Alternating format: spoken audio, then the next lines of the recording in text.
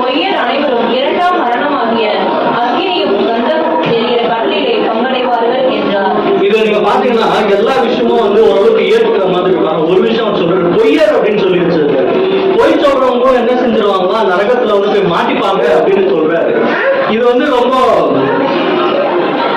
அவர் ரொம்ப இன்டியூட்டா இறங்கிருக்கிறாரு. இந்த எப்பயுமே வந்து அவர் என்ன பண்ணுவாரு, செக்ரிகேட் பண்ணுவாரு, கிளீனிங் ப்ராசஸ் நிறைய பண்ணுவாரு.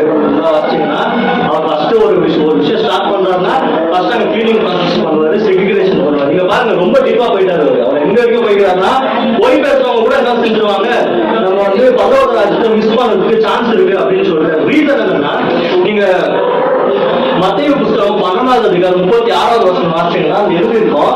இந்த மாதிரி வீணான வார்த்தைகள் பேசுற எல்லாரும் நியாயத்திற்கு நாளிலே கணக்கு ஒப்புவிக்க வேண்டும் என்று உங்களுக்கு மெய்யாகவே சொல்கிறேன் அப்படின்னு சொல்லி வச்சிருக்காரு. வீணான வாசிங்க மத்திய புஸ்தகம். மனுஷர் பேசும் வீணான வார்த்தைகள் யாவையும் குறித்து நியாயத்திற்கு நாளிலே கணக்கு ஒப்பிக்க வேண்டும் என்று உங்களுக்கு சொல்கிறேன்.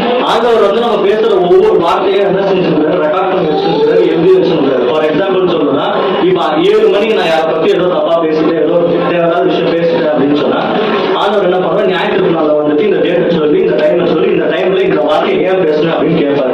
நான் ஆல்ரெடி தெரியாம பேசினாவே நான் மன்னிச்சிருங்க அப்படின்னு சொல்லும்போது, அப்படியா சரி ஓகே கடன் பேச மாத்துறாரு. 7:05 திரும்ப ஏதோ பேசிருப்பா, அதை கேட்பாரு.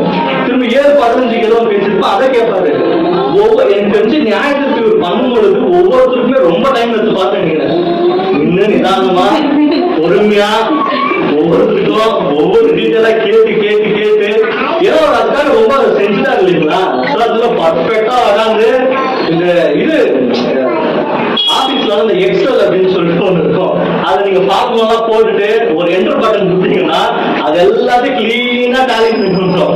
எவ்வளவு வந்திருக்குது, எவ்வளவு போயிருக்கு, எவ்வளவு பேலன்ஸ் இருக்கு அப்படின்னு சொல்லிட்டு ஆண்டவர் அதெல்லாம் பண்ண போறாருன்னு நினைக்கிறேன்.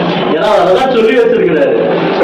இது நம்ம வந்து கேட்கும் போது நம்மளுக்கு வந்து மாதிரி என்னதான் இது அப்படின்னு சொன்னாலும் ஆனா இதுதான் ரியல். அவர் வந்து ரொம்ப சீரியஸா இருக்கிறாரு.